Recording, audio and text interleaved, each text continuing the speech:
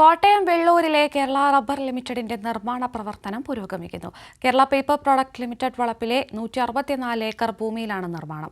ബജറ്റിൽ 9 കോടി രൂപ കൂടി വകയിരുത്തിയതോടെ ഈ വർഷം തന്നെ ചെറുകിട വ്യവസായങ്ങൾ ആരംഭിക്കാൻ കഴിയുമെന്നാണ് പ്രതീക്ഷ. പ്രതിസന്ധി നേരിടുന്ന റബ്ബർ മേഖലയ്ക്ക് പ്രതീക്ഷ നൽകുന്നതാണ് വെള്ളൂരിലെ കേരള റബ്ബർ ലിമിറ്റഡ്. 1900 കോടി രൂപ മുതൽ മുടക്കി സിയാൽ മാതൃകയിലാണ് സംസ്ഥാന സർക്കാർ കേരള റബ്ബർ ലിമിറ്റഡിന് രൂപം നൽകിയത്.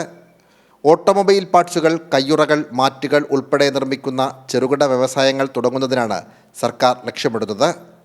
ആദ്യഘട്ടത്തിൽ 22 ഏക്കർ സ്ഥലം ഒരുക്കുന്ന നടപടികളാണ് പുരോഗമിക്കുന്നത്. മീനച്ചിലാർ പുനർസംയോജന പദ്ധതിയുടെ ഭാഗമായി ഇവിടെ നിന്നും ശേഖരിക്കുന്ന മണ്ണുകളും ഇതിൻ്റെ നിർമ്മാണത്തിനായി ഉപയോഗിക്കുന്നുണ്ട്. എത്രയും വേഗം പദ്ധതി യാഥാർത്ഥ്യമാക്കുവാനാണ് സർക്കാർ ലക്ഷ്യമിടുന്നതെന്ന് മന്ത്രി VN വാസവൻ പറഞ്ഞു.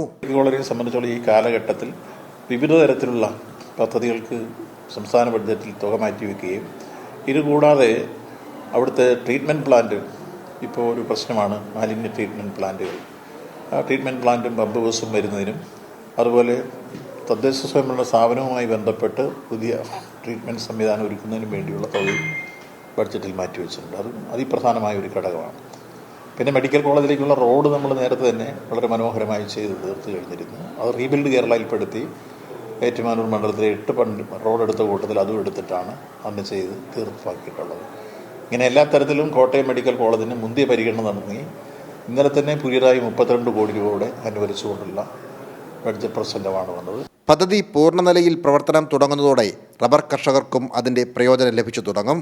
റബ്ബറിന് ആവശ്യകത കൂടുന്നതോടെ വിലവർദ്ധനവിനും അത് വഴിയൊരുക്കും. സനോജ് സുരേന്ദ്രൻ, കൈരളി ന്യൂസ്, കോട്ടയം.